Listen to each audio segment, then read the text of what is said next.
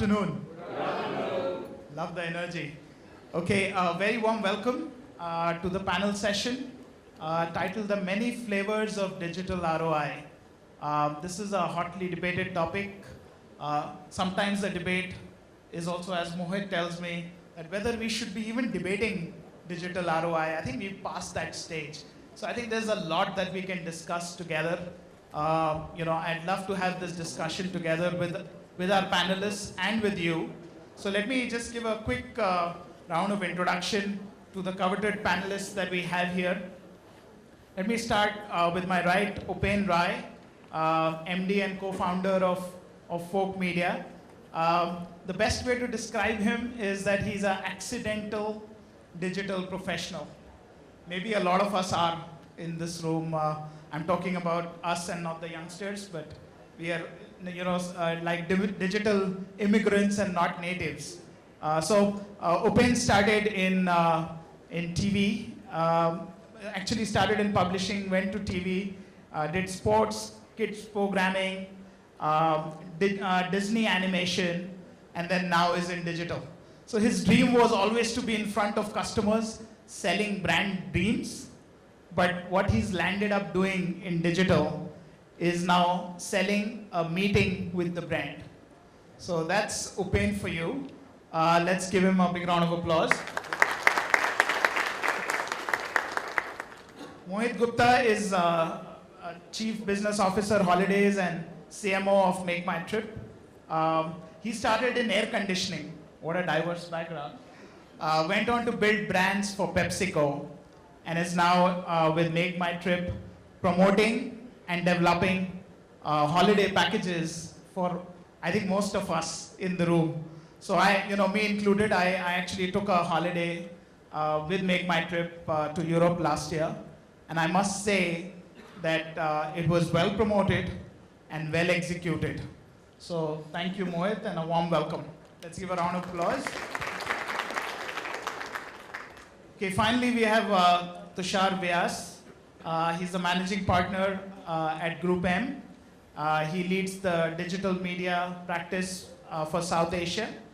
Tushar actually launched the digital practice in GroupM and has built this practice to great heights with over 300 employees now, and is a leading digital practice in this area among all agencies. He also spends a lot of time with his kids, does robotics with his kid, has bought some new gadgets. So a lot of fun digital stuff that we will get from Tushar today. So warm welcome, Tushar. Okay, let me set the context before I start discussion with the panel. So I think digital in India is growing at an unprecedented rate. We have over 200 million internet users. It's the third largest country now with the number of internet users. I'm sure we will overtake the second one fairly soon. And I think the thing that really stands out about India is that it's one of those few countries where the mobile subscriptions are much more than TV viewers. It's one of those few countries. We've compared China, we've compared Indonesia, all of the countries, but India stands out. And if you look at mobile, I think that's becoming an entry point for online usage by a lot of consumers. So there are already 155 million mobile internet users in India. So I think this is a big deal and a big opportunity to where digital could go in India. So on one side, we expect digital to give us more precise measures, really help us get more accurate return on investment. And on the other side, we find it challenging because it goes across multiple devices. It's not that easy to measure, and it's difficult to get ROI, which is comparable with some of the other platforms like TV. So I think that's a bit of a challenge in this space. One of the things that we will help this discussion with is a framework that Nielsen has developed. It's called the 3 R's framework. So it's a very simple thing if you're looking at ROI, whether it's from TV or digital. The 3 R's are reach, resonance, and reaction. That's it, the 3 R's. So reach is, did it reach the intended audience that I wanted this advertising to reach? Resonance is, did it change their attitude after looking at the ad? And reaction is, did it give me the sale? Or did it change their behavior? Did it prompt them to go out and buy something? So I think we'll keep it to that kind of a flow, and we'll start with reach. And I think in this world of CPMs and CTRs, I would ask Tushar, do you think that the buyers are getting what they want from digital? And are the sellers able to differentiate their inventory in India today? I think the question you started with, I think you should ask in the context of reach. Do we need to ask a question where digital is helping brand to reach? I think this question is, more or less thrown out of window. I think people today don't ask, and most of the market also today don't ask why internet and am I reaching right audiences. I'd just like to quote some of the statistics. I think most of the audience will know that, but today if you look at channel like YouTube, and you take any TG cut, it will be either top 5 channel, TV channel, or maybe top 10 TV channel, depending on the kind of audience you look at. Just a couple of weeks back, Facebook crossed 100 million number, which is second largest market outside US. And if you, that's a part of story, but if you go even deeper, in a typical week, there are 2 million people celebrating birthdays on Facebook. Which medium allows you to those kind of finer targeting where you say, I want to reach out 2 million people on their birthdays. So if you go into nuances, basically things like behavior, things like life stages, expecting mothers, people getting engaged, people getting married, or maybe a people sitting in this area, right, by location or by geofencing and stuff like that. I think that's also dimension of reach which often get missed. It's not a number which is attached to a reach, but kind of people you are reaching in what environment. And I think some of the older definition of reach which is built, and I'm just getting into things like SEC, ABC and stuff like that, which has been built in a very data, in a way data deficient environment where there's not enough data. There is a broad framework which has emerged. And now with so much of data available, I think many of those definitions need to be relooked. How brand look at the brand TG, communication TG, need to look at and maybe define more finer ways and talk about more and more relevant and contextual reach. Okay, Mohit, any comment from you with regards to, if you're spending on digital, what is the reach that you are able to get? Are you able to reach the right target audience? So I think what Tushar said is quite appropriate. In terms of the broad numbers that you see, the reach that digital offers to a brand or a business is absolutely amongst the widest and the most sharply targetable that is available today. I think the big question here is that let's put it into the context of real organizations and how they do decision making. If you have the context of a 5-year history, 10-year history of this is what the CPRPs have been and this is what the GRPs delivered have been and this is the SOV and SOM and so on and so forth, unless and until you actually create a full framework that says here's an alternate way of doing instead of just taking a few thousand people meters and doing your entire decision making on that, and which we know is deficient because at so many levels, right? It gets managed by TV channels, carriage fees, sample sets are too small and so on and so forth, right? And you now have a much more granular targeting capabilities, but do we have a full framework that allows people to reset the frame of reference within the organization and say, from here on, the planning is going to happen like this, the measurement is going to happen like this, and this is what success will look like, and actually create then acceptance, organization-wide acceptance, maybe outside of marketing as well. Because that's when really things are going to change. But otherwise, you will continue to be an environment where you have believers and marketers, but at the end of the day, they are accountable to the organization in so many different ways for personal and organization success. And it sort of breaks. Am I audible? No. Okay. Sorry. I was saying that, eventually for their own personal and organizational success, it's very important that we reset this context and we create a full framework. So I think that is lacking. And the other one that I personally felt is a little deficient is, this year when we started planning our brand budgets, we said, okay, we can reach so much through YouTube because here's a medium that allows me to access more people than are watching TV. Let's say online videos. But in terms of targeting capabilities, we gained some and we lost some, right? And that's what I found, and measurement capabilities, we gained some and we lost some. And that's what I find funny and I find deficient, that in a medium that has so much rich targeting capabilities, I don't think that the key stakeholders have invested enough, at least in the Indian market right now, for us to be able to get full bang for a buck and to really go all the way with these capabilities of digital. That's good, and I think we'll debate that a little bit more on what the deficiencies might be.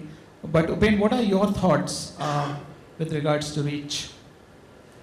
Tushar comes with the background of media planning and media buying and being the digital guru, while Mohit, actually is the guy who spends all the money to, look at some kind of ROI from what he's, sort of talking about.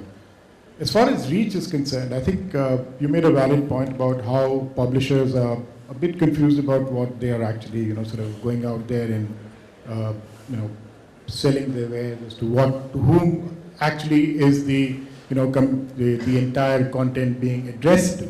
And within that milieu of, sort of having publishers, which is, putting out web pages out of web pages, pages out of page views, is the reach, relevant to a brand? Is that reach relevant to, sort of measure any kind of ROI? Is a big debate, which I'm sure, as you just said, that, you have an internal, sort of key matrix to figure out as to what is that you want to do with this reach. There are, millions and millions and billions of, sort of people available online, whether it is mobile, whether it is web, whether it is video. But are we targeting and are we getting to the right core of our, sort of target audience without wastage? Now that is something which is, sort of a marketer's nightmare, if not a dream. From a, media seller's point of view, every page view which we generate is useful. Now, how do you analyze that and how do you, sort of make it beneficial to your ROI is something which is a very joint exercise.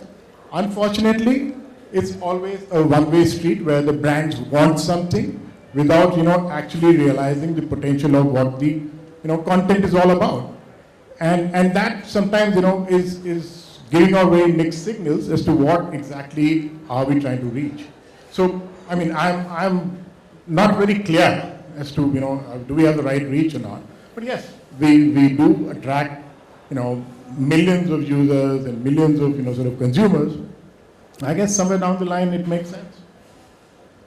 Okay, so the way I read this is there's a lot of big data in the digital space, but maybe big data is part of the problem and not part of the solution.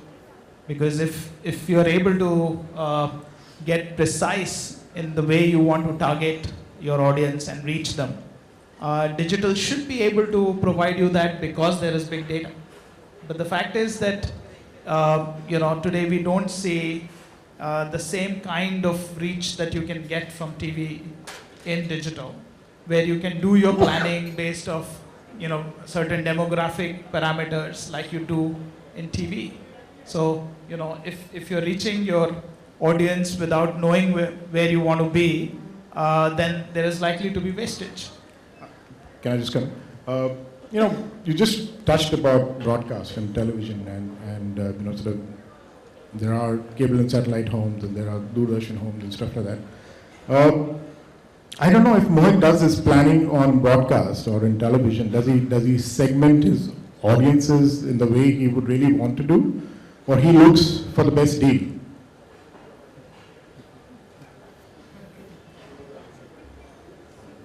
You know the answer, right? It's a little bit of both. No, I on a serious note, we obviously do segment our audiences, but you know, the granularity at which you are able to segment them is quite limited, given that the data is very sparse. And on the digital side, the data is a lot, but what the whole ecosystem is doing to be able to create that kind of targeting capabilities and the subsequent measurement of it. Let me take an example.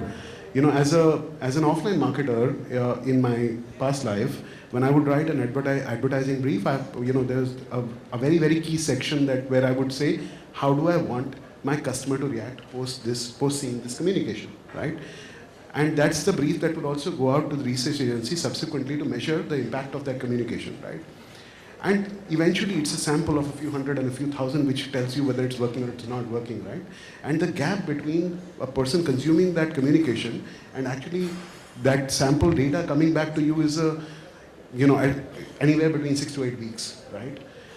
Where I'm coming from is, here is a digital ecosystem where you could potentially show me something, track my view-through conversions, track my click-through conversions, cookie me and track me subsequently to see what I'm commenting on, and so on and so forth. Serve me a survey, and almost in real time tell me whether my communication is working or not. But I'm wondering, with so many smart people and so many dollars and such expansion happening, why is it not being done, right? So I do feel very strongly that while the classical digital ROI in terms of the CPCs and cost per actions and cost per orders and so on and so forth, cost per leads and all of that has been done to death, I don't think measurement on the brand side and ROI on the brand side has been given its due weightage. And that's funny because the big marketing dollars are actually there, right? At the end of the day, if you add up the total marketing dollars that are there in pure performance marketing, its skew towards digital is maybe 100%, but the total dollar size is smaller, right? And if you look at, say, advanced markets or more matured markets like UK, where there's more money spent on digital by brands now than on TV and on collective, traditional media, if you were to call it that, that is exactly what the markets like India are going to play out as. And then I'm wondering, why is it that these kind of investments are not happening? So I do think that, both in terms of specific and targeted media planning, and I think, so I can tell you that I've recently come back into the marketing area, having been out of it for 2 years, but I'm very aggressively pushing partners like Google and partners like GroupM, and I think they're reacting very positively, but I think as an ecosystem we need to make significant progress there. Tushar, any comment on TV versus digital in terms of reach? Yeah, so I don't think there is most of the brand basically digital can effectively reach a large chunk of audiences. And with digital reach of more than 200 million, and I can ask the question to marketers sitting here, how many brands have franchisee of more than 200 people? Most of the brand today addresses less than 20 or 30 million people. And there are significant set of brands who just reach out to a couple of million people only, but have a strong sort of marketing and media spend. So I don't think that's a case anymore. And it's not also, in my view, it's not worth debating in that context. But many times what marketer needs is a sort of common currency, which is what's the incremental reach over TV, or how do I compare my multi-screen planning in a way. So they might like to see a digital in a GRP language, or they might like to see the mobile in a GRP language. So I think we should provide those kind of metrics to marketer, which makes it comparable and easier to make decision in terms of spend allocation. But that's also is going to be a transitionary process. Eventually, even digital will have their own way of looking at things. Interesting.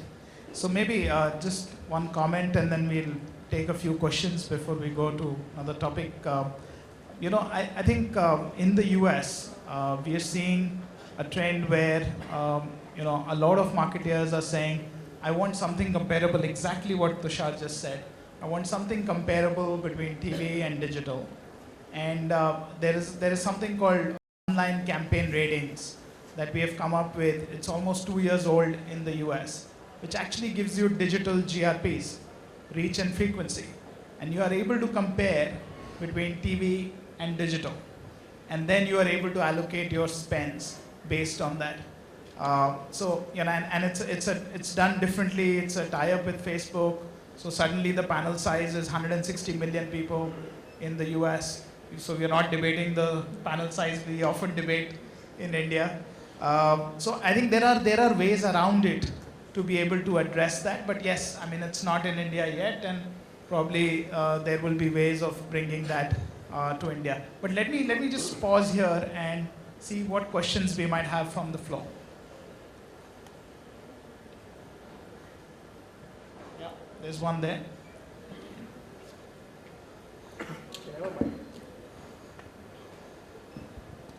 Hi, I'm Can you- Samar from Folk Media. Yeah, can you stand up, and yeah, it'll be easier for us to see. Yeah. You know, I have a question for the entire panel. In fact, I believe we have a very narrow outlook to ROI. We still look at the conventional measures such as clicks, leads, and conversions, and that's paramount for all of us as marketers. In the changing environment that we have, so you've got social coming in, you've got content marketing coming in a big way. Do we not need to redefine ROI as engagement, virality, as time spent, as interaction? I mean, ROI is very subjective. Then why stick to the conventional measure? Good question. Who wants to take that?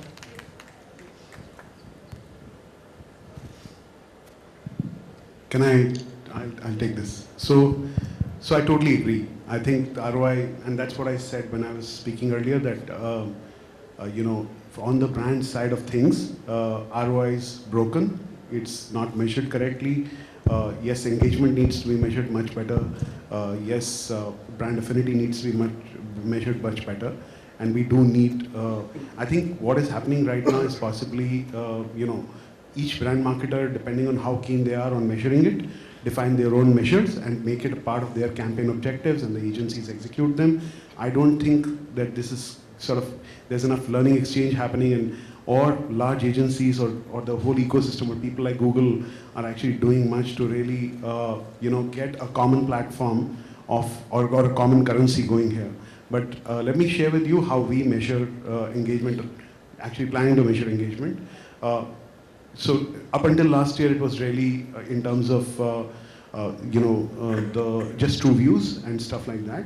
But going forward, we are looking at cooking these people, creating a pre-funnel, a non-transactional kind of behavior pattern, and tracking that to say, can I just figure out a travel intent for this person? So if he visits any travel site subsequent to this in a given period of time, over the next 15 days, let's say, then this is considered to be a job done, right? So creating engagement with the category and so on and so forth.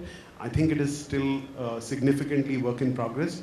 We need to evolve that, but I would definitely look forward to sort of inputs into how we can do this better. I also think it's a fairly complicated task to do. So, maybe for brands that are just looking to engage and putting out stuff like gaming and content marketing, to say that this much time is what people have spent is one way of measuring it. But really, what is it that they've taken out of it is more material as a marketer, right? So I could spend 15 minutes and take out the wrong thing out of that, or not take any takeaway from that. And then the engagement of 15 minutes has no meaning. So which is why I do feel that one of the things that we are not leveraging enough to get is to just do what we do offline, which is to do service, but do them in real time, do them with the right people. So, what we do at a claim level and with a much smaller base and with much larger delay in the offline world, you can do with no delays, without a claim level, with an actual interaction level, and much faster in online world, and yet we are not doing it. I would say basically there's two kind of measurements, output and outcome measurements. And I think most of the cases we are stuck at output measurement, and there is an overemphasis on output measurement, while one should be focusing more on the outcome, which is more on the brand attitude toward brands and sort of awareness and subsequent stages. And that's the ultimate measure. I think that's something basic which we have learned for decades. We shouldn't be forgetting it. And some point of time, there's a time to bring a radar sort of back on radar that areas. And I think in India's case, there is a even higher emphasis on output measures. So there's CPC, CPM, and all kind of things. And I think especially brand marketer need to understand the difference between these two. Yeah. Hi, I'm Prashant. I'm from Money Control. This is an observation, and I'd like to have your view on this. I see a lot of the digital ROIs in the present system are very transactional and very short-sighted. So for example, a person like me who's 30-something buys a trip on Make My Trip to Switzerland. Do you say that okay, he bought something from me for 2 lakhs, or you say that he is worth 20 lakhs for me. So I'm talking about customer lifetime value. So at present, what are your views on, tapping the customer for the entire life and monetizing it, and segmenting it as per the profitability? Because the CPCs, so there's a back-end integration which can happen with the CRM system. You can have lead scoring mechanism. You can have triggers. So these are good concepts. Are they being practiced in the digital world as of now? So let me take the first stab at that. I would admit to the fact that for most part of our 8-year journey in India, we have not done that. But as of last 2 years, we've started moving in that direction. The first step was to actually do lifetime value measurement for the current base of customers that we have and transpose that back to our investment decisions on how much we spend to acquire a customer. I think a much bigger movement has been the emergence and almost dominance of the strategic roadmap by mobile. And essentially when you do your investments on apps, right, what kind of person am I acquiring, what kind of money am I spending to acquire a certain kind of person, you are looking at lifetime value, because that's what an app is, right? Eventually you will have to, there'll be value coming through multiple interactions on that app. There'll be a certain rate of engagement, uninstalls, and so on and so forth. So I think that whole thing has forced us to evolve the model and make it more exact. I think the area that is also on the radar, and we are working towards it, but is unresolved right now for us, is this whole multi-screen measurement kind of thing. So what is an assist role that mobile plays in the overall buying cycle of high ticket size things like international holidays or international flights or international hotels for us, for example. When you're making a ticket, purchase with a ticket size of 1 lakh of rupees to a few lakhs of rupees. Obviously, it is not a decision that you take in a single session, right? So it happens over multiple sessions, and the multiple sessions happen over multiple devices and screen sizes. And therefore, you need to, and just as, in the desktop, there is no dead time, right? There's no concept of dead time. But in mobile, there is dead time. So your total number of interactions, your behavior is going to change significantly, and you will have to fine-tune your ROI concepts and as well as how you make marketing investments to factor that back in, right? So I think that's much clearer on the app side of things, but on mobile side as well as tablets and desktop, I think that's still something in which we are evolving our attribution measurement models. But it's definitely something which is right in the center of our radar. Okay, let me move to this topic about resonance, and I think it got touched in the middle where, are we really customizing the content for digital? Or is it one size fits all? And what are the kind of changes that we are seeing, and what we believe could be higher ROI because the content on digital is changing? So let me go to Upen and ask him about how the content is changing in digital. Rapidly. I think the content owners and publishers have very clearly realized that one size fits all is no longer there. I think you need to customize your content to address the brand and the brand values and the brand briefs, or generally speaking, in the sense that you can't just do it for a particular brand that you have certain kind of content. But I think as Raghav was mentioning in his keynote address, that now he's gone down to district level of news.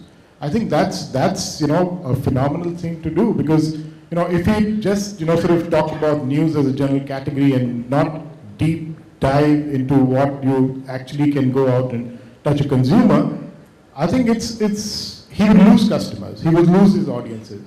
So I think all publishers, I think it's a given now. Either they sort of bisect and go into giving the consumers a very targeted or what they want kind of content, or at least make it discoverable for them to actually find the kind of content they would sort of be in.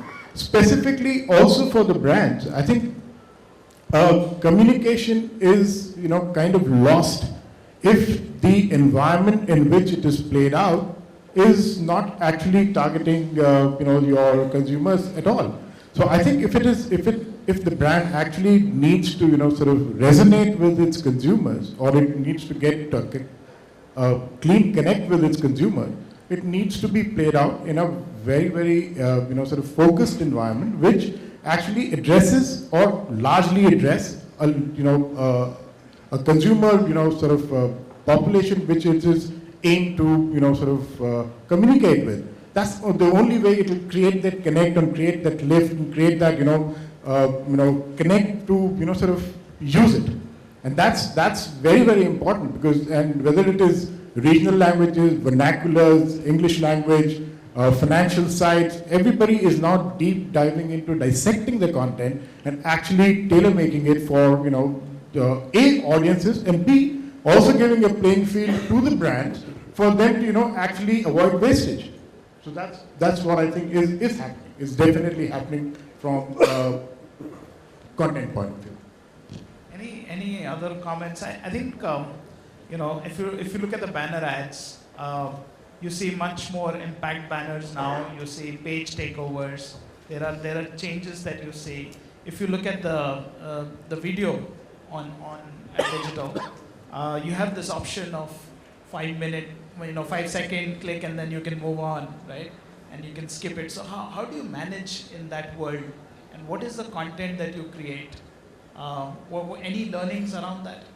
You're talking about the ad innovations, intrusive advertising, or you're talking about content on which it plays, or content on which it plays. Yeah. And the fact that the consumer has that option. Yeah, the technology today, you're right. The technology today is so robust that it is either self-initiated or it is self-destructive. In the sense that there are you need to catch the eye. Now, if you are a plain Jane, you will remain a plain Jane. I mean, and how much can you do in that plain Jane 728 by 90 kind of a banner, and what all can you communicate? So brands are becoming smarter. They say that if I need to communicate my messaging to a certain segment of sort of audiences, and if I need them to pause, I need them to interfere with their lives. And yes, they do. And there are brand guidelines, there are content guidelines which are being followed. But yes, it is a bit intrusive, but that's also played out. If it is played out in the right kind of environment in terms of the content, I think that consumer is expecting that. And if he's expecting that, he's reacting to that. If he's reacting to that, it is working on his ROI. So it's like a good matrix to have. Tushar, any differences that you see by category, or whether it's fast-moving consumer good companies or it is digital content provider? What kind of differences would you see? I would like to classify slightly differently. So I would go by format rather than a kind of companies they are. So, for example, if I were to talk about advertising, today in-stream is the largest ad format, right? In-stream is the stuff which you keep seeing in your Facebook or in Twitter or YouTube and stuff like that. So world is actually moving in-stream environment, right? Billions of impression getting served, and kind of attention you have to customers is maybe split second because they are consuming content on the go. And it's more and more critical there. You have a very lightweight, very immersive, and sort of most contextual messaging, because the kind of attention you are going to get is very, very small. So people are going through their Facebook feed of friends and stuff like that. In between there's an ad comes, or you're watching a video, in between there's an ad comes. So I think that's implication. You need to have very lightweight communication.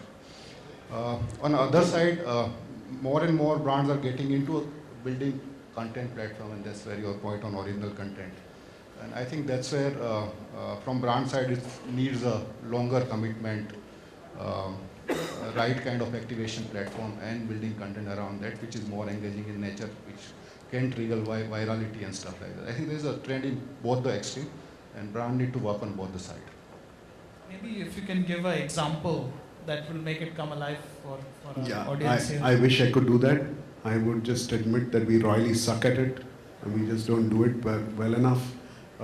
It's on our agenda. So I think in our scheme of things, practically the way it played out was that the whole content piece got either pushed into microsites or apps, or into the whole social stream, right? I don't think we actually looked at emerging ad formats and said, how do we, and beyond the whole transaction side of it.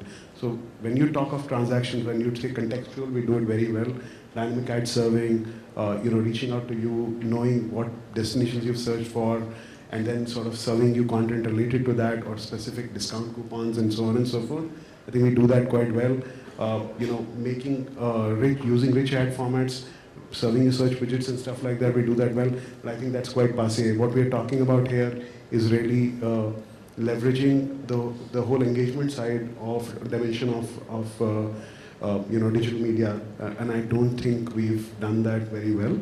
And actually, the funny part for me is that when I talk to, as I'm beginning to talk to more and more supplier partners and vendors, I don't really see very bright examples of that having been done as well. So I think it's an area that we are sort of conceptually talking about. Just look at what Tushar said. He said everything is native, everything is in stream, and so you've got very, very little attention span, but you've got to be lightweight, you've got to be immersive, and you've got to be contextual. Now, in that bit of attention span that you get, on that poor thing, you're loading up all of these three things, right? And the reality is that the best and the brightest from a creative point of view and a technical point of view are not necessarily working on solving this problem right now. So at some level, even from supplier partners, agencies, content partners, it needs to get solved, and there obviously needs to be stronger intent and investments from the brand side as well. So I think there's a lot of opportunity for everyone in this room who's involved in producing content. One of the researches we did, we found that because you have a very small window, right, 5 seconds. So we found that if an ad is entertaining first and education next, that kind of resonates well. So you have the opportunity that in 5 seconds you've generated some curiosity or some entertainment that the consumer would like to continue seeing that piece. And I think it also varies by screen. I think that's the other piece that one needs to look at, because it's a lot about mobile, and our research there tells us that emotion actually goes up when you look at when the screen size goes up, and attention goes up when the screen size goes down. So I think that again has an impact on the kind of content that you will create, where you can actually have a lot more text if you're on a smaller screen. So I think those are certain things to think about. But maybe let me just jump to the last part, and then we'll open it up again for some questions. Is really in the reaction space. So, I have, reached my target audience. I have developed content that is actually making sense for my target audience. Now, is it resulting in incremental sales? Is it giving me the sales uplift? And again, in the digital world, you're supposed to be able to measure that pretty well. So where are we on the measurement side? And how do you see some of the ROI coming out directly from a reaction standpoint? So from our point of view, I think, that's what I started by saying, that for businesses like ours who exist on the internet and who do 90+% of their transactions on the internet, this is the most fundamental requirement, right? And for a long time, we've actually measured, sometimes aggressively, sometimes not aggressively, the impact of digital advertising on actual sales. And of course, there is there's an impact. That impact tends to be higher when you capture people with higher intent out of search funnels and so on and so forth, out of content sites like TripAdvisor and other such category relevant sites. Can you give us a flavor of, so if I put 100 rupees Sure. on the digital spend, what is coming back? Yeah, so as a listed company, the one that I can give you right now is that your ad marketing spends to your revenue ratios, which is about 18% for us right now, 18%, right? So marketing spends are about 18-20% in that ballpark of the revenues. And revenues, when I say, is just the commissions. So it's actually less than 2% of the transaction value, right? But that's the blended number. Of course, my colleagues in the room who actually work in the industry or in the category of performance marketing know that that's not as little as you spend. That's a mix of what you get back from the brand, your repeat customers, lifetime value, as well as direct marketing that you do. At the end of the day, the way that we work around this is really at a very, very fine-grained level to say a person who's looking for a long-haul Europe flight ticket, I'm willing to spend more money on because I'm more likely to get it because my conversion rates on that particular sector are higher, and therefore I'm more than happy to pay more for that customer versus some other customer who's actually searching for a Delhi-Dibrugarh flight, and the yields are going to be lower and so on and so forth. So it varies by, and over a period of time, it has gone from just measuring for an individual transaction within the session to actually saying what is the future impact of this person. Am I acquiring a customer or am I just acquiring a transaction? I think the part that we are struggling with right now, and again, those of you who are in performance marketing might be struggling with the same, is the complexity of assist that comes out of customers' behavior becoming a multi-screen behavior, right? Up until the time when most of the customers' navigation was on desktop, you were able to drop cookies and say that, and you knew that there was a 10%, 15% delete ratios of cookies within the 30-day period. So you could say that at least over a 30-day period, this is what I've gotten back from this customer, or a persistent cookie on a lifetime basis, this is what I've got back from the customer, or my marketing dollars. Now, if you're advertising on a desktop and actually getting a conversion on mobile or vice versa, because there's a connection between the cookies, unless it's a locked-in experience, it becomes extremely difficult for you to get robust and scale measurement around that. And yet, mobile is it, right? Mobile is the future, and it's God's gift to us, right? So therefore, we must invest more in mobile, and we must learn mobile and become really smart at mobile as well. So I think that's one conflict that we're definitely dealing with right now. I mean, there's stuff happening around it, but I think more can be done. So I was hoping that Mohit will say for every 100 rupees, he gets lakhs of rupees. Because I don't know how much you spend in reaching me, but I spend lakhs of rupees on the Europe tour. Okay, any comments from you? No, I don't want to. Examples? Yeah, so I mean, they may not be the best of examples which I may want to give, but I think Mohit represents a very transactional kind of sort of communication which he does, which is fine. I think his whole analogy of spending certain amount of money is to drive ROI because that results into direct sales. Whether he captures the lifetime value of the customer or not, that is up to him to upsell, downsell, whatever he wants to do. I just want to switch the focus to FMCG brands now, and how suddenly the geniuses are now asking for ROI on cost per or experiential, or if you look at Cadbury's, they want you to taste eclairs through a communication which is designed to sort of talk about the product. Now, how do we get that kind of reaction? Beats me. I mean, I don't have an answer. Maybe Mr. Vyas here, who's an expert, can have. I don't know if Nielsen has a matrix to sort of find that. Or Surf Excel in terms of how many sachets they can sell through a communication on digital. I think it's bizarre. I mean, did they try that on any other medium? I don't know. I mean, is there a matrix which Nielsen is developing to sort of work with these brands to find that one out? I don't know. Yes, there is a bucket of sort of transactional advertisers, and there is the others. Now the others who want to jump into the transactional advertisers, the digital medium has a problem. And we've been fighting it from day one, and trying to establish the digital medium as a level playing field. Somehow we got caught in our own sort of web and said that no, we are the best in ROI. And here we are discussing it on a panel at that time. Okay, great. Let's take a few questions and yeah.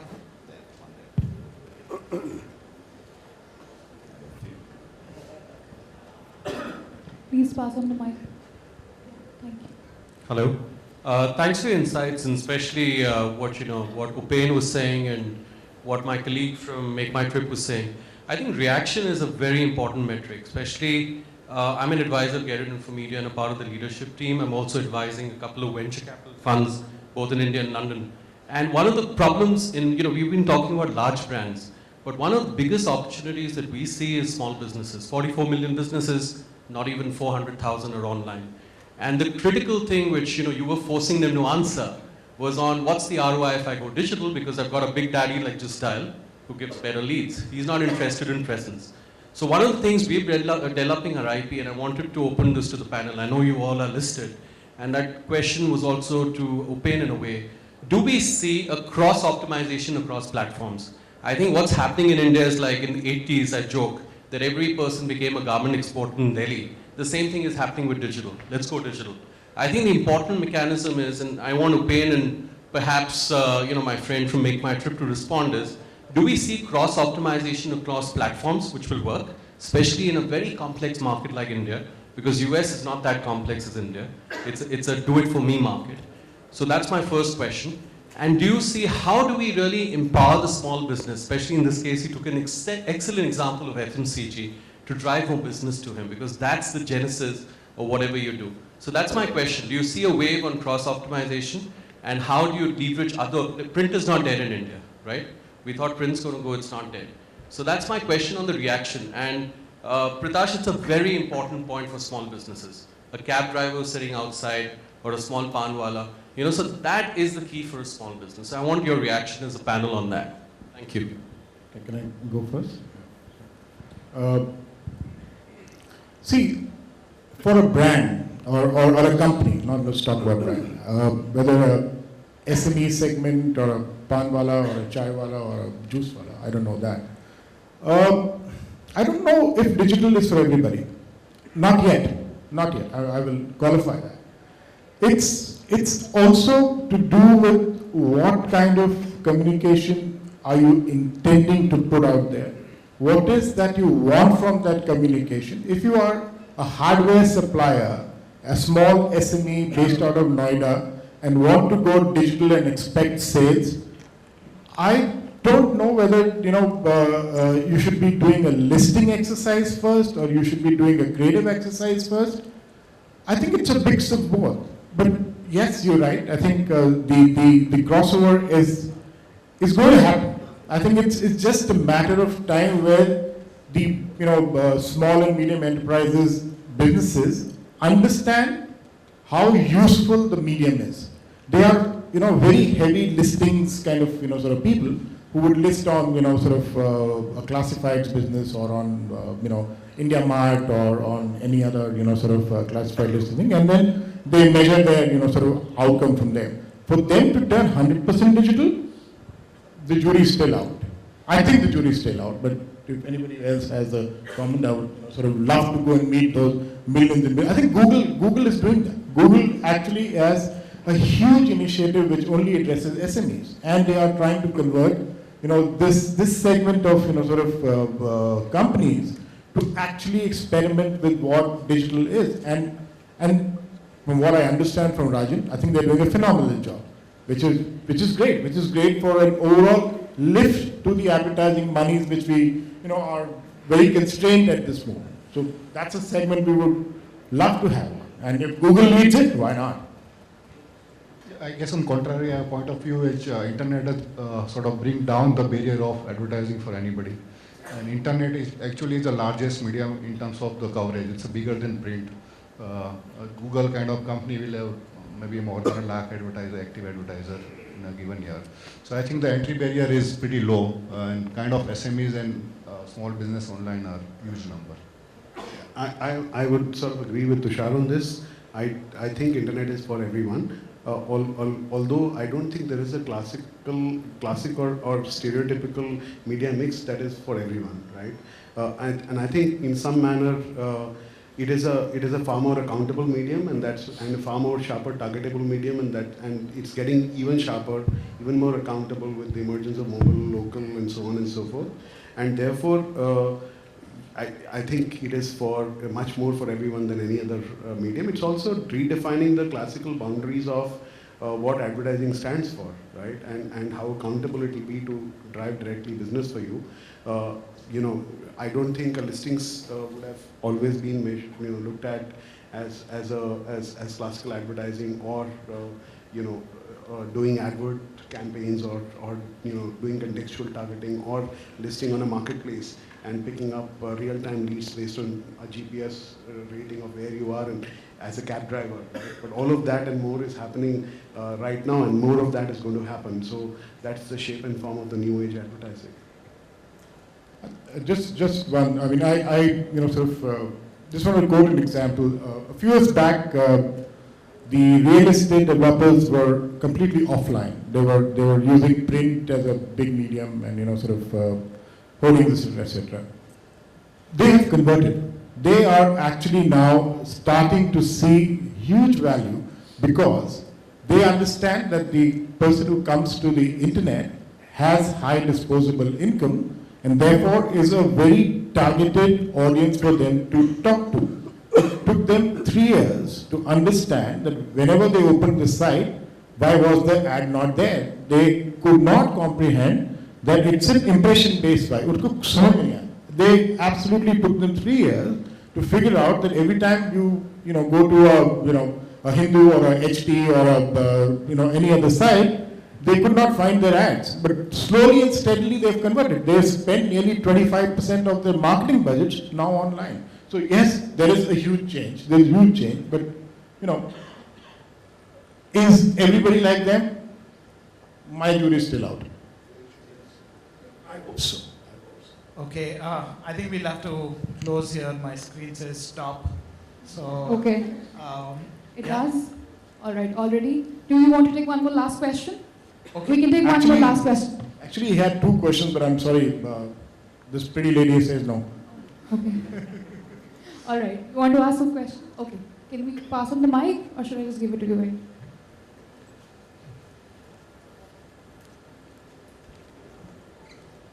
This is Arun from Sushmai's Media. I just want to again come back to the basics. Broadly, we can see maybe there are 2 types of ROI. One is the instant kind of ROI. Suppose I see an ad online maybe about make my trip and I purchase a trip. Sorry, Yeah. can you hear me now? Now broadly we can classify ROI as one is an instant ROI which we get. We put an ad online and we get an ROI on that. And there's another kind of ROI where we are able to engage the audience, which is worth maybe 20 lakh or something to us. And we can definitely get some returns later. So just want to know, is there any kind of thumb rule to it? Maybe that percent of instant ROI has to be there or something like that. Just if you could share some views on that, or maybe some figures on that, because every company has their budget limitations on spending, and maybe I'm sure they do think about that too sometime. Maybe I take that. Okay. I think, and I can give you best is through an example. So I think many companies in the US are actually using it right now, where they get almost instantly who did their campaign reach. So the way it is done, it's tagged, the campaigns are tagged, and we get to know the profile of the people actually saw that ad, right? So you get the GRPs of the campaign almost instantly, and you can tweak them if you feel that it has not been efficacious. And that happens. There is a lot of wastage that does happen in the digital space. But you can quantify that wastage, and you can start making amends to it going forward. So that is something around instant. I think the other piece is really a little longer term. So in the traditional world, you would get it through doing brand tracks and saying, I had done this advertising, is it resonating with the consumers? But in the digital world, there are, again, different ways of finding out whether it actually had a higher brand recall for my brand among the people that saw my ad and among the people that didn't see my ad. And you could see the incremental basis this campaign. So you can see brand recall, you can see empathy, you can find out whether it's actually resonating with the audience. And finally, I think the third one was reaction. Again, not in India yet, but there are ways of connecting the data. So in the US, There's a company which is a JV with Nielsen called Catalina. They get credit card transactions, about 100 million credit card transactions every day, and they get linked back to whether you saw that online campaign or you didn't see that online campaign. And you can actually link it back to sales because most of the transactions are through credit cards in the US, but that would be a different story in India. So I think there are ways around it. I think, I guess the debate will go on, and it's good to debate. I really hope, maybe in a couple of years, that this debate becomes a lot different. Because, even if you take, let's say, a P&G example, they're talking of 25 to 30% going into digital. And it used to be, I know, less than 10% a couple of years ago. So this could change rapidly in the next 2 years, and I guess that's a lot of opportunity to everybody in this room. So with that, I guess we will close. Truly appreciate your listening, and thanks for the panelists to be on giving us insights. Thank you, Piyush, Tushar, Upen, Mohit.